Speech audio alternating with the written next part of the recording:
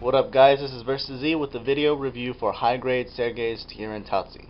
A little bit of info on the Taozi. It's a specialized high mobility type with enhanced physical capabilities, and it's also the only Tieren in HRL to have the surround monitor rather than HRL standard VR helmet system, which you guys probably saw a few glimpses of back in the first season. It's a specialized unit given to ace pilots like Sergei himself and some appears back in Season 1.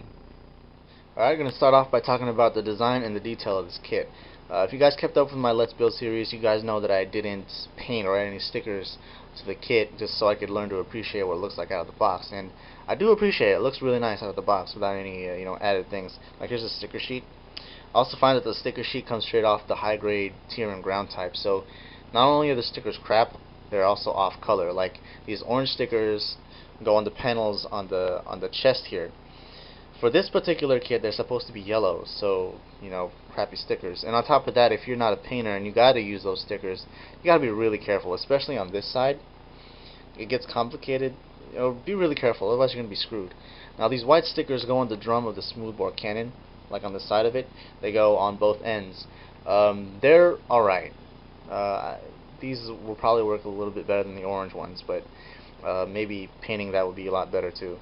You also have a couple of grays you need to add on all over the kit, like on the drum of the beam rifle and on the inner side of the legs. There's also these purple colors that you need to add on to the handle of the carbon blade and along the panels here of the smoothbore cannon. So you got quite a few areas of paint that you need to, cover with paint. And the problem with that is they're not very common colors that you might have in your collection of supplies. But on the design aspect though, I really like it. I was always a fan of the Tieren because of how feasible it was. Like, let's say some part of the world of ours decided to make the first giant robot. I could imagine that that giant robot would look very close to what the Tieren looks like. Looking at and thinking about what our military vehicles look like nowadays. But on top of that, I like the utilitarian feel of the utilitarian look of the Tieren itself. But since this is the top of the line, advanced Tieren model, it really shows with just the round curves and all these, round edges and stuff all over the body. It especially shows with the weapon selection. Like you have the smoothbore cannon, which is a weapon that the original Tieren had, and it shoots physical rounds. And on this side you have a beam rifle, obviously shoots beams. And if you look at it, it bears a striking resemblance to the GNX's long barrel beam rifle. So that's really nice. I really like just the idea put behind mixing old with new with this design. Another thing I really like about this kit, and it really caught me off guard, because you look at it, it's a grunt unit, well, kind of a grunt unit, and you're expecting probably basic articulation. But alright, in a sense, yes, it is basic articulation, but it still caught me off guard, and it actually is pretty effective amount of articulation and movement. So let me just quickly go over it. The head is just a block, and the only way you can get it to look like something is you pop it off, adjust the camera to whatever you want. Unfortunately, this little eye camera is just a piece of molded detail, so you can't adjust that either. The torso can rotate 360, go backwards and forwards. The arms can swivel forward and backwards. I really like that though, because it looks like this assembly is being guided by this. I really think if this kit ever had a master grade, that would be a feature that Bandai should take advantage of. The arms can rotate 360. These binders are on I hate that. I'll talk about that in a second. The binders are on about 3 hinges, so you can pose these however you want them to. This can rotate 360 as well. There's a swiveling joint at the bicep. You can bend at the elbow, 1 point. Oh my goodness. The wrists are on a ball joint so they can wiggle. The legs are pretty basic. You can go forwards, backwards, in and out the body that far, bend at the knee at 2 points. And it's actually pretty flush considering the design and the bulkiness of the kit, or the mobile suit. And then you have a simple ball jointed foot. So you can see that it's basic articulation, but very effective for posability. Okay, now we can talk about the accessories, and you've seen them all throughout the review, but I'm just going to go over them quickly.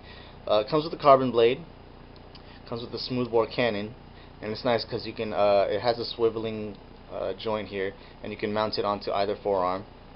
You also have a new piece to this kit, particularly only comes with the Sergei's Tieren Taozi. It's a beam rifle. It's a really nice looking beam rifle. Like I said earlier, it really looks like the GNX long barrel cannon, long barrel beam rifle, and I really like that. The interesting thing about these weapons is, and I really wish that Bandai would incorporate this feature in future kits a lot more. You know how in Master Grades there's a hole in the palm and then a peg on the handle of the weapons? Well, these hands incorporate that same thing except reverse. There's a peg on the handles and a hole in the palm of the hands. The carbon blade has a peg on one side, but since the carbon blade is pretty much, it looks the same on both sides, you can mount it onto the left or the right hand. Like I said, these you can mount on the left and right either way. But the beam rifle, I guess it's only exclusive for the right hand because the peg is on the right side of the handle. So I think the beam rifle is stuck on the right hand. It also comes with where is it? A beam saber piece, which, like I said earlier, is painted gray. So you're gonna have to paint this pink or whatever the hell color it was. But what I really like about this, there's no handle. I don't think the Tieren was ever made to have a beam saber. So you attach it onto the end of the beam rifle, and then you eventually get this bayonet kind of weapon. It's really nice, especially if you're able to paint this the right color. It adds more to this particular design, and it's just, I don't know what it is. It just adds something to it. It adds a little more spice up to this already cool looking mobile suit. So I really like that feature. Let's see, and there's also this propellant tank, which I guess can go up and down. The binders are also a nice little feature, and they can also help with making your model look a lot more imposing, depending on what kind of pose you put. Alright guys, so to close, I'm actually going to be bringing back the 10-point rating system for this review, and just for future reviews, and just because I want to change a few things, and I think it'll help in the future for you guys to make your decisions a lot better. But with that said, I'm giving this kit a solid 7. The reasons why I'm not giving this kit like an 8 or a 9, on top of all the good things I said about it, it's got weird polycap joints. I don't know if it's the way I built it, or if it's just the decision or the choice of polycaps used for the different joints and stuff were just off. It poses a problem in terms of posability and being able to hold on its own sometimes. Like right now the stance is nice, but I find that the design of the feet is kind of weird, where you have curved leg but very solid lined feet. So the side to side movement, even though the feet are attached on a ball joint, the side to side movement isn't all that great, and it kind of doesn't help with wide stances, because the feet, you want to keep the feet flat on the ground, but they can't because just the amount of articulation given for the feet. And on top of that, the legs when they're attached to the waist, the polycaps are also pretty weird too. And then you guys notice that the polycap, not the polycap, but rather the torso just fell off from the waist, and that's because of a poor polycap choice there too. What they used was the round polycap, normally used on Gundam heads, to attach onto a ball joint on a neck. It's weird because it's not even a ball joint; it's kind of a round-tipped peg. So it causes the torso to split from the waist, and I find that weird and very annoying.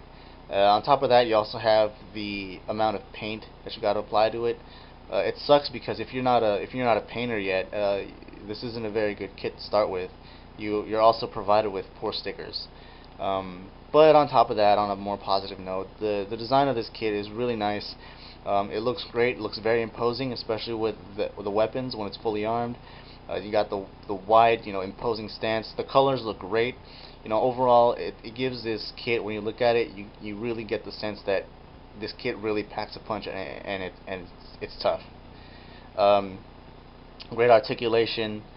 It's a good model overall. If you're a painter, this shouldn't be a problem. If you know how to fix polycaps, that shouldn't be a problem either.